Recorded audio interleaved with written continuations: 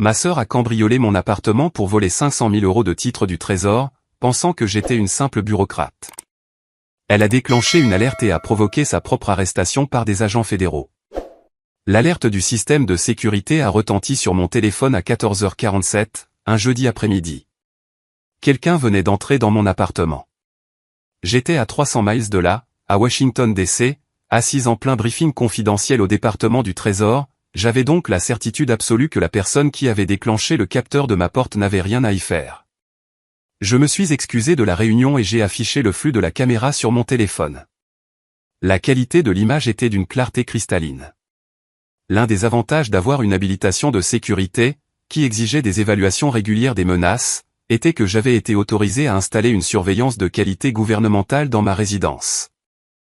Ma sœur, Vanessa, se tenait dans mon salon, regardant autour d'elle avec cette expression familière de supériorité désinvolte qu'elle avait arborée toute notre vie. Elle s'est dirigée directement vers mon bureau à domicile, jetant à peine un regard au reste. Je l'ai regardée essayer la porte du bureau. Verrouillée, comme toujours. Elle a sorti quelque chose de sa poche. Cela ressemblait à un kit de crochetage avec un tenseur. Avait-elle donc appris à crocheter les serrures? Cela lui a pris 4 minutes. Pas mal pour une amatrice. La porte s'est ouverte et elle a disparu à l'intérieur. Ma mâchoire s'est crispée. J'ai affiché le flux de la caméra du bureau. Vanessa est allée droit au coffre-fort mural derrière mon bureau, celui dissimulé derrière la carte encadrée de l'organigramme du département du Trésor. De toute évidence, elle était déjà venue dans mon bureau en mon absence, probablement lors de l'une de ses visites surprises où elle avait utilisé la clé d'urgence que j'avais donnée à nos parents. Je l'ai regardé examiner le clavier électronique du coffre.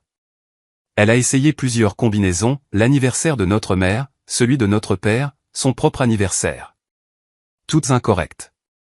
Puis, elle a sorti son téléphone et a passé un appel. Après un moment, elle a tenu le téléphone près du clavier du coffre. Une sorte d'application de piratage, probablement. J'ai pris note mentalement de le signaler à la sécurité de l'immeuble et de mettre à jour mes systèmes. 5 minutes plus tard, le coffre-fort s'est ouvert avec un déclic. Le visage de Vanessa s'est illuminé de triomphe alors qu'elle ouvrait grand la porte. Elle a plongé la main à l'intérieur et a sorti les chemises scellées que j'y avais rangées. Son expression a viré à la confusion en les examinant. Ce n'était clairement pas ce qu'elle s'attendait à trouver. Je savais exactement ce qu'elle regardait, 3 chemises contenant des obligations aux porteurs émises par le Trésor des États-Unis. Valeur nominale totale, 500 000 €. Des titres gouvernementaux protégés que j'étais autorisé à détenir dans le cadre de mon travail d'analyste financière au département du Trésor, spécialisé dans les enquêtes sur la fraude aux valeurs mobilières. Elle ne pouvait absolument pas comprendre ce qu'elle tenait entre les mains. Pour un œil non averti, cela ressemblait probablement à des certificats fantaisistes, ou peut-être à de vieux titres boursiers. Je l'ai regardé fourrer les chemises dans son sac à main surdimensionné, fermer le coffre, et se dépêcher de sortir de mon appartement. Je suis resté assise, très immobile, pendant un long moment, assimilant ce dont je venais d'être témoin. Puis, j'ai passé 3 appels. D'abord, à mon superviseur direct au Trésor. Ensuite, au bureau de l'inspecteur général du Trésor. Enfin, au groupe de travail sur la criminalité financière des services secrets. Tous les 3 ont eu la même réaction immédiate. Verrouiller tout, signaler le vol par les canaux officiels, et ne pas tenter de récupérer les titres moi-même. Ce sont des instruments enregistrés, a dit mon superviseur, la voix tendue. Les numéros de série sont suivis dans la base de données fédérale. Si quelqu'un essaie de les encaisser ou de les transférer, le système le signale automatiquement. Mais Sarah, votre sœur vient de commettre un crime fédéral. Plusieurs crimes fédéraux. Vous comprenez cela? Je comprends. Le Trésor prend le vol de titres gouvernementaux extrêmement au sérieux. Ce n'est pas quelque chose sur lequel nous pouvons fermer les yeux.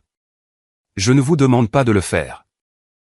Je signale un vol d'instruments fédéraux protégés. Suivez le protocole standard. Il y eut une pause. L'équipe d'intervention sera minutieuse et rapide. Bien. J'ai mis fin à l'appel et je suis retourné à mon briefing, bien que j'aie à peine entendu un mot de la présentation.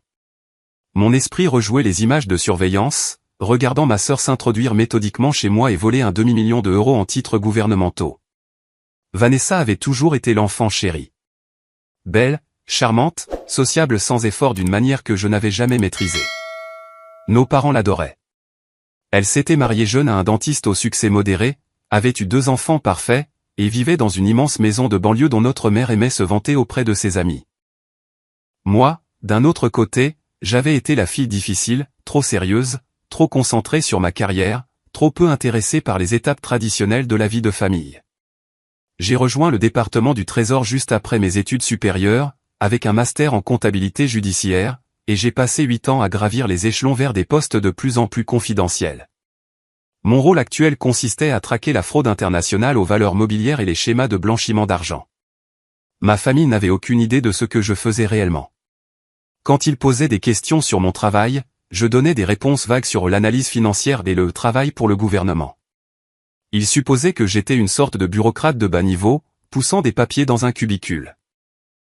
Ils ne m'avaient certainement jamais demandé pourquoi je maintenais une habilitation de sécurité de haut niveau, ou pourquoi des agents fédéraux armés se présentaient occasionnellement pour mener des entretiens de sécurité avec mes voisins. J'ai pris le premier train pour Philadelphie, arrivant chez mes parents à 19 h ce soir-là. Le Range Rover de Vanessa était garé dans l'allée, à côté de la berline de nos parents et du pick-up de l'oncle Mike. Un dîner de famille, apparemment. Parfait. J'ai utilisé ma clé et je suis entré pour trouver tout le monde rassemblé dans la salle à manger. Vanessa était assise à sa place habituelle, rayonnante dans une robe de créateur qui coûtait probablement plus que mon loyer mensuel. Son mari, Derek, était assis à côté d'elle, consultant son téléphone. Nos parents apportaient les plats de la cuisine pendant que l'oncle Mike versait le vin. Sarah. Le visage de maman marqua la surprise. Je ne savais pas que tu venais dîner.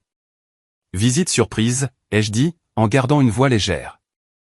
J'avais un peu de temps libre et j'ai pensé que je pourrais monter. Comme c'est merveilleux, dit maman. Mais un couvert de plus, chérie, lança-t-elle à papa. C'est si rare que nous ayons nos 2 filles ici en même temps. Vanessa leva les yeux de son téléphone et me sourit, ce sourire parfait et étudié qu'elle avait perfectionné au lycée. Salut, grande sœur. Comment se passe le boulot de bureau? Chargé. Tu sais comment est le travail pour le gouvernement? Pas vraiment, non, rit-elle, et Derek gloussa avec elle. Tous ces formulaires et procédures bureaucratiques. Je ne sais pas comment tu supportes ça. Je me suis assise en face d'elle. Il y a des bons moments. Comment vas-tu? Merveilleusement bien, en fait. Elle échangea un regard entendu avec Derek. Nous avons pris des décisions financières passionnantes dernièrement. Des opportunités d'investissement. Ah bon? J'ai gardé une expression neutre. Quel genre d'investissement?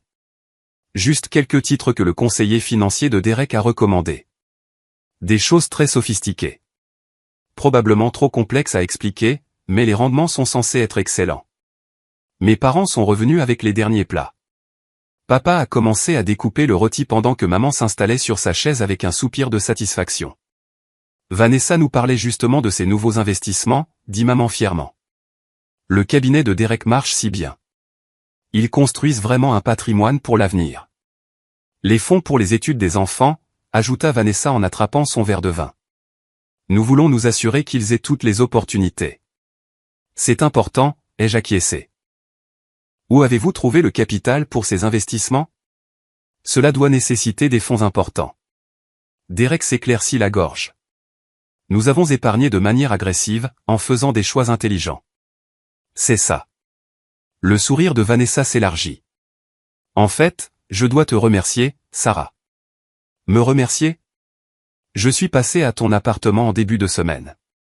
J'ai utilisé la clé d'urgence que maman et papa ont, j'espère que ça ne te dérange pas. J'étais dans le quartier et j'ai pensé que j'allais emprunter ce livre dont tu avais parlé. Elle n'avait mentionné aucun livre. Nous savions toutes les deux qu'elle mentait. As-tu trouvé ce que tu cherchais? Ai-je demandé doucement. J'ai trouvé ton petit coffre-fort, en fait. Derrière cette carte ennuyeuse dans ton bureau. Et comme tu n'as jamais pris la peine de changer la combinaison de l'anniversaire de maman, ce qui est une sécurité franchement déplorable, soit dit en passant, j'ai jeté un coup d'œil à l'intérieur. Maman et papa échangèrent des regards confus. Vanessa, de quoi parles-tu? Sarah cachait de l'argent dans un coffre, rit Vanessa. Enfin, pas exactement de l'argent. Une sorte de vieilles obligations ou de certificats. Ils avaient l'air anciens, probablement quelque chose que grand-père lui a laissé. Et comme Sarah ne faisait clairement rien avec, les laissant juste prendre la poussière, je me suis dit qu'elle ne verrait pas d'inconvénient à ce que je les emprunte. Un silence de plomb s'abattit sur la pièce. Les emprunter? Ai-je répété. Pour les fonds d'études? Ces papiers étaient juste là, dans ton coffre, à ne rien faire. Mais le conseiller de Derek dit qu'ils peuvent être encaissés et réinvestis pour de vrais rendements. En réalité, nous t'aidons. Sinon, tu les aurais laissés là pour toujours. Elle sortit les chemises de son sac à main, elle les avait vraiment apportées au dîner comme des trophées et les posa sur la table. Tu vois? Juste de vieilles obligations du gouvernement ou quelque chose comme ça. Le conseiller dit qu'elles valent probablement quelques milliers, peut-être 10 000 si on a de la chance. Ce n'est quand même pas rien. Derek se pencha en avant pour examiner les documents. Ils ont l'air légitimes. Le cabinet devrait pouvoir les traiter la semaine prochaine. Vanessa, ma voix était très calme. T'es-tu introduite par effraction chez moi? Ne sois pas dramatique. J'ai utilisé une clé. As-tu forcé la porte verrouillée de mon bureau? Elle fit un geste dédaigneux de la main. J'ai appris quelques trucs sur YouTube. Ce n'était pas si difficile. As-tu piraté le système de sécurité de mon coffre-fort? Il y a une application pour ça. Honnêtement, Sarah, si tu comptes garder des objets de valeur, tu as besoin d'une meilleure protection. N'importe qui aurait pu entrer. J'ai regardé mes parents. Papa fronçait les sourcils maintenant, commençant à réaliser que cela pourrait être plus sérieux que ce que Vanessa laissait entendre. Maman avait toujours l'air confuse, prise entre ses deux filles. Tu as commis une effraction, dis-je à Vanessa. Tu as déjoué une serrure de sécurité, compromis un coffre électronique, et volé son contenu. Volé, rit Vanessa. Nous sommes de la même famille. Ce n'est pas du vol quand ça vient de ta sœur. De plus, tu ne les utilisais clairement pas. À quand remonte la dernière fois que tu as même regardé ces papiers? Le mois dernier. Lors de mon audit trimestriel. Ton quoi? J'ai sorti mon téléphone et les posé sur la table. Ce ne sont pas de vieilles obligations de grand-père. Ce sont des obligations aux porteurs émises par le Trésor des États-Unis. Série actuelle. Valeur nominale totale, 500 000 euros. Ce sont des instruments fédéraux enregistrés que je suis autorisé à détenir dans le cadre de mes fonctions au département du Trésor. Le sang quitta le visage de Vanessa. De quoi parles-tu? Je suis analyste financière principale au sein de la division des enquêtes sur la fraude aux valeurs mobilières du département du Trésor. Je détiens une habilitation secret défense. Ces obligations dans ton sac sont des titres gouvernementaux protégés dont j'ai la garde dans le cadre de mon travail d'enquête sur la criminalité financière internationale. La main de Derek se figea sur son verre de vin. Des titres gouvernementaux. Spécifiquement, des instruments utilisés pour suivre et identifier les schémas de fraude aux valeurs mobilières. Chaque obligation est sérialisée et enregistrée dans la base de données de suivi fédérale. Au moment où quiconque tente de les encaisser, de les transférer, ou même de les vérifier auprès d'une institution financière, le système signale automatiquement la transaction et en informe le bureau de l'inspecteur général du Trésor. Tu plaisantes. La voix de Vanessa était devenue stridente. Tu inventes ça pour me faire peur. J'ai signalé le vol il y a 4 heures à mon superviseur, à l'inspecteur général, et au groupe de travail sur la criminalité financière des services secrets. Ils suivent tes mouvements depuis que tu as quitté mon appartement. On sonna à la porte. Tout le monde à table sursauta, sauf moi. Je m'y attendais. Ça, dis-je doucement, c'est l'équipe d'intervention. On sonna de nouveau, suivi d'un coup fort et d'une voix autoritaire. Inspecteur général du Trésor. Nous devons parler à Vanessa Morrison. Le visage de maman devint blanc. Sarah, que se passe-t-il? Vanessa a commis plusieurs crimes fédéraux. Maintenant, elle va en subir les conséquences. Papa se leva. Je vais ouvrir. Papa, non. Vanessa lui attrapa le bras. Ne les laisse pas entrer. Sarah ment. C'est une sorte de mauvaise blague. Ce n'est pas une blague, je la regardai droit dans les yeux. Tu t'es introduite dans une résidence sécurisée. Tu as déjoué les mesures anti-effraction d'un coffre protégé. Tu as volé 500 000 euros en instruments du Trésor des États-Unis. Tu viens de dire à toute cette table que tu prévoyais d'encaisser ces instruments par l'intermédiaire d'un conseiller financier. C'est un vol de biens gouvernementaux, une altération de mesures de sécurité fédérale, et une tentative de fraude aux valeurs mobilières. Tous des crimes fédéraux. Les coups à la porte devinrent plus insistants. Nous avons un mandat. Ouvrez la porte maintenant. Derek recula de la table, le visage cendré. Vanessa, qu'as-tu fait? Je ne savais pas, sa voix se brisa. Comment étais-je censé savoir qu'elle avait des obligations du gouvernement? Elle a un travail de bureau ennuyeux. Elle ne nous dit jamais rien de ce qu'elle fait. J'ai une habilitation secret défense, dis-je. Je ne peux rien vous dire sur ce que je fais. C'est ce que signifie une habilitation. Papa ouvrit la porte d'entrée. 4 agents fédéraux en tenue tactique entrèrent, menés par une femme portant une veste de l'inspecteur général du Trésor. Elle montra ses accréditations. Je suis l'agent spécial Lisa Martinez, de l'inspecteur général du Trésor. Nous avons un mandat d'arrêt contre Vanessa Morrison et pour la récupération de titres fédéraux volés. Elle regarda directement Vanessa. Madame, je vais vous demander de vous lever et de vous éloigner de la table. C'est de la folie. Vanessa pleurait maintenant. Ce ne sont que des papiers. Sarah est ma sœur. C'est une affaire de famille. Madame, les instruments que vous avez volés sont des obligations aux porteurs du Trésor des États-Unis d'une valeur combinée de 500 000 €. Ce sont des titres fédéraux enregistrés protégés par la section 641 du titre 18 du Code des États-Unis. Votre vol de ces instruments, combiné à votre intention déclarée de les encaisser, constitue de multiples violations fédérales. La voix de l'agent Martinez était professionnelle mais ferme. Levez-vous, s'il vous plaît. Vanessa regarda sauvagement autour d'elle, nos parents, Derek, l'oncle Mike. Faites quelque chose. Elle m'envoie en prison pour de stupides obligations. 500 000 €, corrigea l'agent Martinez, en titres gouvernementaux protégés. Pas stupide. Propriété fédérale. 2 agents s'avancèrent et tirèrent Vanessa sur ses pieds. Elle essaya de se dégager, mais c'étaient des professionnels. Vanessa Morrison, vous êtes en état d'arrestation pour vol de biens gouvernementaux, déjouement de mesures de sécurité fédérale, et tentative de fraude aux valeurs mobilières. Vous avez le droit de garder le silence. Sarah, s'il te plaît. Le maquillage parfait de Vanessa coulait maintenant, du mascara noir striant son visage. Je suis ta sœur. Nous avons grandi ensemble. Tu ne peux pas me faire ça. C'est toi qui t'es fait ça, dis-je doucement. Tu es entré par effraction chez moi. Tu as volé des biens fédéraux. Tu viens de dire à tout le monde à cette table que tu prévoyais d'encaisser ces obligations. Je ne t'ai forcé à rien faire de tout ça. Ils lui mirent les menottes au poignet. Derek se tenait figé, fixant sa femme comme s'il la voyait pour la première fois. L'agent Martinez ramassa les chemises sur la table, les examinant brièvement. Les 3 sont présentes. Les numéros de série correspondent au vol signalé.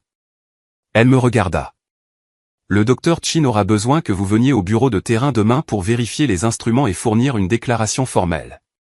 Bien sûr. À quelle heure? 9 heures, demandait l'agent Martinez.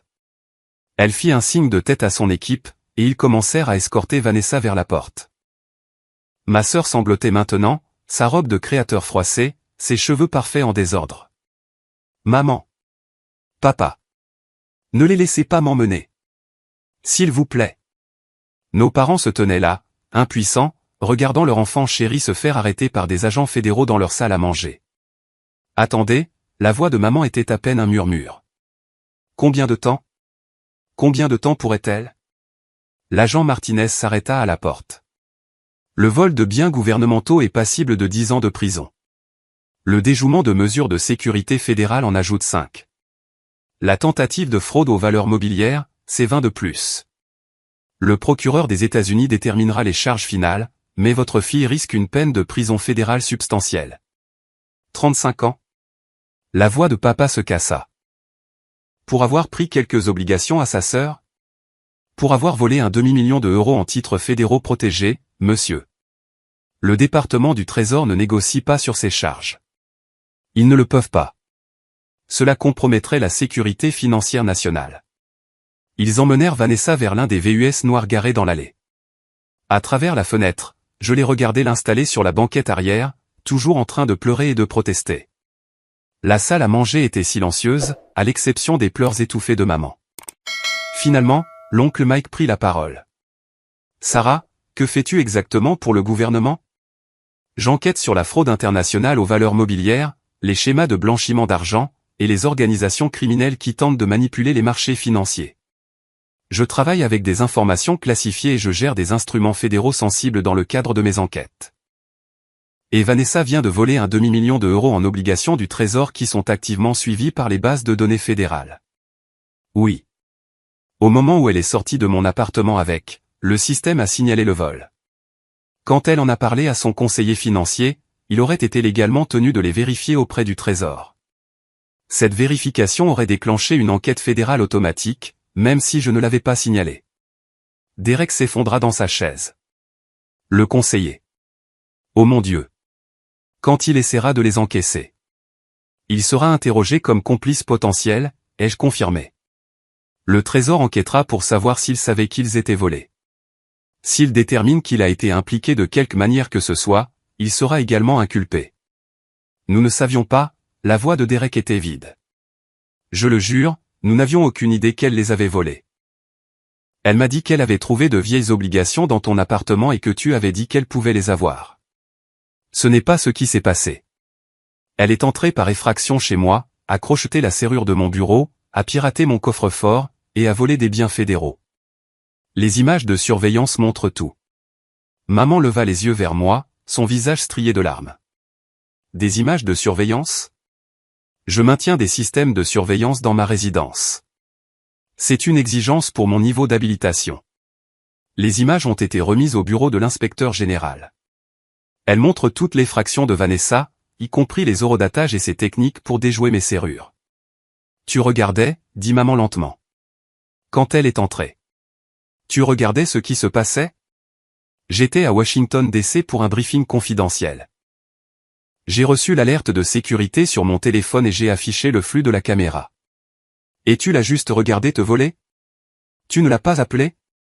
Tu n'as pas essayé de l'arrêter ? J'ai appelé le bureau de l'inspecteur général du Trésor et j'ai suivi le protocole de signalement de vol de titres fédéraux. C'est ce que je suis tenu de faire. Les mains de papa tremblaient.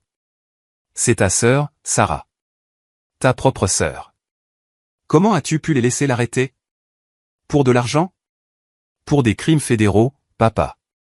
Il ne s'agit pas d'argent entre sœurs. Il s'agit du vol de biens du gouvernement des États-Unis. Si j'avais omis de le signaler, j'aurais été accusé de complicité et j'aurais perdu mon habilitation. Ma carrière serait terminée, et j'irais probablement en prison avec elle. Mais tu aurais sûrement pu trouver un arrangement, plaida maman. Lui donner un avertissement, lui dire de les rendre. Les obligations étaient en sa possession pendant 4 heures.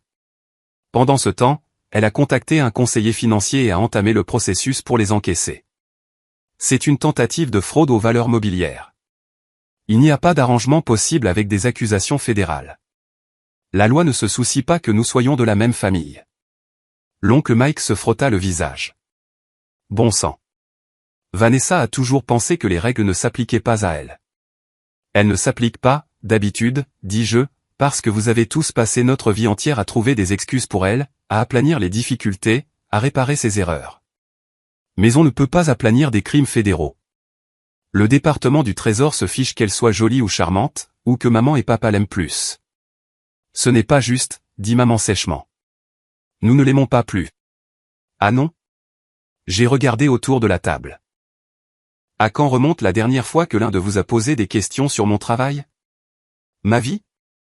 À quand remonte la dernière fois que vous avez visité mon appartement ou exprimé le moindre intérêt pour ce que je fais ? Vous êtes allé chez Vanessa des dizaines de fois. Je vis à Philadelphie depuis 8 ans, et vous êtes venu 2 fois. Le silence leur répondit. Vanessa a supposé que mon travail n'avait aucun sens parce que vous avez tous supposé que mon travail n'avait aucun sens. Elle pensait que ces obligations n'étaient que de vieux papiers parce qu'aucun de vous n'a jamais considéré que je pourrais avoir quelque chose de valeur, que je pourrais réussir, que ma carrière pourrait réellement compter. Sarah, commença papa, mais je le coupai. Je détiens une habilitation secret défense. Je gagne 167 000 € par an. J'ai reçu 3 distinctions du secrétaire au Trésor pour mon travail de démantèlement de réseaux de fraude internationaux. L'année dernière, j'ai aidé à récupérer 90 millions d'euros en titres volés. Mais aucun de vous ne le sait, parce que vous n'avez jamais demandé. Derek me fixait comme si j'étais une étrangère. Tu gagnes. Vanessa m'a dit que tu gagnais probablement 40 ou 50 000. Elle vous a dit ça parce qu'elle le supposait. Parce que vous le supposiez tous. Parce que je ne vis pas dans une immense maison, que je ne conduis pas un Range Rover, et que je ne me vante pas de mon salaire au dîner de famille. Où va ton argent? Demanda l'oncle Mike, vraiment curieux maintenant. Investissement, compte de retraite, fondation caritative. Je vis simplement parce que je préfère ça, pas parce que je n'en ai pas les moyens. Mais Vanessa a regardé mon style de vie et a supposé la pauvreté. Elle a supposé que ces obligations dans mon coffre étaient un héritage oublié, plutôt que des instruments fédéraux actifs que je suis responsable de protéger. L'agent Martinez était revenu après avoir emmené Vanessa au véhicule. Dr Chin, une dernière chose. Nous avons trouvé des preuves dans les relevés téléphoniques de Madame Morrison qu'elle avait fait des recherches sur la façon d'ouvrir des coffres-forts au cours des 2 dernières semaines. Elle a également fait plusieurs recherches sur l'encaissement de vieilles obligations et sur la possibilité pour les membres de la famille de les réclamer. Ce n'était pas une décision impulsive. Elle a planifié cela. Le poids de cette révélation s'abattit sur la pièce. 2 semaines, dis-je doucement.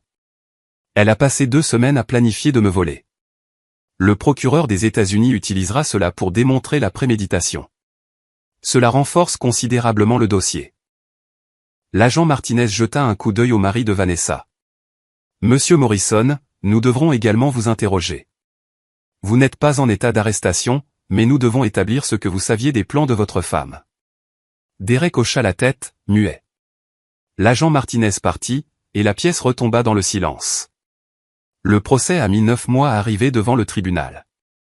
L'avocat de Vanessa a tout essayé, prétendant qu'elle pensait que les obligations appartenaient à la famille, arguant qu'elle ne comprenait pas leur valeur, suggérant que je lui avais donné la permission d'accéder à mon appartement.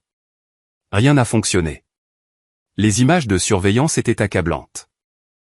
Elle la montrait s'introduisant méthodiquement chez moi, crochetant la serrure de mon bureau avec des outils qu'elle avait achetés spécialement à cet effet, utilisant une application de piratage de coffre-fort sur son téléphone, et volant les chemises contenant les obligations. Ces relevés téléphoniques montraient les 2 semaines de recherche. Ces textos à Derek révélaient qu'elle savait que les obligations pouvaient avoir de la valeur. Elle avait écrit « Trouver la cachette secrète de Sarah, pourrait valoir beaucoup d'euros, le jour où elle les avait volés. » Le conseiller financier a témoigné qu'elle l'avait contacté à propos de vieilles obligations du Trésor et avait demandé des rendements maximaux sans poser de questions. Il avait refusé et signalé la conversation à son service de conformité, qu'il avait signalé au Trésor avant même l'arrestation de Vanessa. Le procureur fédéral a détaillé chaque élément de chaque crime devant le jury. Vol de biens gouvernementaux, les obligations étaient des instruments fédéraux, Vanessa les avait prises sans autorisation, et elles valaient plus de 500 000 euros. Déjouement de mesures de sécurité fédérale, elle avait recherché et acheté des outils de crochetage et utilisé une application pour pirater la sécurité électronique du coffre. Tentative de fraude aux valeurs mobilières, elle a essayé d'encaisser les obligations par l'intermédiaire d'un conseiller financier, sachant qu'elle n'était pas à elle. Le jury a délibéré pendant 6 heures. Coupable sur tous les chefs d'accusation. Le juge l'a condamné à 12 ans de prison fédérale et lui a ordonné de payer 500 000 euros en dédommagement, plus 150 000 euros d'amende supplémentaire pour les violations de sécurité. Vanessa a sangloté tout au long du prononcé de la peine. Maman et papa étaient assis dans la galerie, paraissant 10 ans plus vieux qu'ils ne l'étaient 9 mois auparavant. Derek avait demandé le divorce 3 mois après le début du procès. Le juge s'adressa directement à Vanessa avant d'imposer la sentence. Vous n'avez pas volé un magasin ou un étranger. Vous avez méthodiquement planifié et exécuté un vol contre votre propre sœur, la ciblant spécifiquement parce que vous la croyez vulnérable et son travail sans importance. Vous avez violé son domicile, sa sécurité, et sa confiance. Le fait que les biens volés étaient des titres fédéraux en fait une question de sécurité nationale, et pas seulement un drame familial. Ce tribunal ne peut pas et ne traitera pas le vol de biens gouvernementaux à la légère, quelles que soient les relations familiales. Maman a essayé de me parler après la sentence. Je n'ai pas été cruel, mais j'ai été clair. Elle a fait ses choix, maman. À chaque étape, elle a choisi de faire cela. Elle est toujours ta sœur. Et je suis toujours la fille que vous n'avez pas pris la peine de visiter ou de prendre de ses nouvelles. Je suis toujours celle dont vous avez jugé la carrière sans importance. Vanessa n'a pas eu l'idée toute seule que mon travail n'avait aucun sens. Elle l'a appris de vous. Maman tressaillit. Ce n'est pas juste. Ah non? À quand remonte la dernière fois que tu as posé des questions sur mon travail? À quand remonte la dernière fois que tu as exprimé de la fierté pour quoi que ce soit que j'ai accompli? Tu te vantais de la maison de Vanessa, de son mari, de ses enfants. De quoi t'es-tu jamais vanté à mon sujet? Elle n'eut aucune réponse. 3 ans après l'arrestation de Vanessa, j'ai été promu analyste superviseur principal, supervisant une équipe de 12 enquêteurs travaillant sur des affaires de titres internationaux. Mon habilitation a été élevée au niveau top secret SCI. Le secrétaire au Trésor m'a personnellement remis un prix pour service distingué pour mon travail sur une affaire qui a permis de récupérer 340 millions d'euros en obligations frauduleuses. Mes parents n'ont pas assisté à la cérémonie. Je ne les ai pas invités. Vanessa sera éligible à la libération conditionnelle dans 9 ans. Le jugement de dédommagement ne disparaîtra pas. Elle effectuera des paiements pour le reste de sa vie. Sa maison a été saisie. Derek s'est remarié. Les enfants vivent avec lui et parlent à peine à leur mère. Parfois, je me demande si elle comprend enfin ce qu'elle a volé. Si elle a réalisé que sa sœur, la bureaucrate ennuyeuse, protégeait en fait un demi-million d'euros en titres fédéraux dans le cadre d'un travail qui compte à l'échelle nationale. Mais la plupart du temps, je me concentre simplement sur mon travail. Les marchés de valeurs mobilières ne se soucient pas des drames familiaux. Les affaires de fraude n'ont pas besoin de la validation de personnes qui ne peuvent pas les comprendre. Le travail compte, tout simplement, et c'est suffisant. Mon appartement a maintenant une sécurité de niveau militaire, serrure biométrique, coffre-fort crypté avec technologie d'inviolabilité, système de surveillance supervisé par IA. Le bureau de l'inspecteur général a approuvé les améliorations, et le Trésor a payé l'installation. Je n'ai jamais changé la politique de la clé d'urgence, cependant. Mes parents ont toujours une clé. Ils ne l'ont jamais utilisée pour me rendre visite. Je n'en suis pas amer. J'ai juste fini d'attendre des choses de personnes qui n'ont fondamentalement jamais accordé de valeur à ce que je fais. Le mois dernier, l'une de mes enquêtes a conduit à l'arrestation d'un réseau de fraude internationale qui avait volé 2,3 milliards d'euros en titres dans 7 pays. L'affaire a fait les gros titres des chaînes d'information financière. 3 gouvernements étrangers ont envoyé des félicitations officielles. J'ai pensé à envoyer les articles de presse à mes parents. Puis j'ai repensé aux années de travail de bureau ennuyeux, et quand vas-tu faire quelque chose d'important de ta vie, et Vanessa réussit si bien, tu devrais peut-être être plus comme ta sœur. Au lieu de cela, j'ai classé les félicitations dans mon bureau et je suis passé à l'affaire suivante. Certaines personnes passent leur vie entière à attendre que leur famille reconnaisse leur valeur. J'ai décidé d'arrêter d'attendre et de simplement continuer à protéger la sécurité financière des États-Unis. Les obligations n'ont pas besoin de l'approbation de ma famille pour compter. Moi non plus. Vanessa écrit de temps en temps. Des lettres de la prison fédérale de Virginie-Occidentale, où elle purge sa peine. Elle commence par des excuses et se termine par des requêtes me demandant principalement si je peux parler au procureur pour réduire sa peine, l'aider avec ses paiements de dédommagement, ou écrire des lettres à la commission des libérations conditionnelles. Je ne réponds pas. Non par cruauté, mais parce que certaines leçons ne peuvent être apprises si quelqu'un vous sauve constamment des conséquences de vos choix. Elle a passé toute notre vie à croire que les règles ne s'appliquaient pas à elle, que son charme, sa beauté, et son statut de fille préférée signifiaient qu'elle pouvait prendre ce qu'elle voulait sans conséquence. La prison fédérale lui apprend le contraire. Et moi, je m'apprends que ma valeur n'est pas déterminée par la reconnaissance de ma famille. Le travail suffit. Les affaires que je résous, les fraudes que j'empêche, les titres que je protège, c'est suffisant. Certaines personnes naissent dans des familles qui célèbrent leur succès. D'autres doivent construire leur propre validation, de briefing confidentiel en briefing confidentiel, de distinction en distinction, jusqu'à ce que le travail parle de lui-même si fort que même les plus sceptiques ne peuvent plus prétendre ne pas le voir. J'ai construit la mienne. Et personne, pas même la famille, ne peut me voler cela.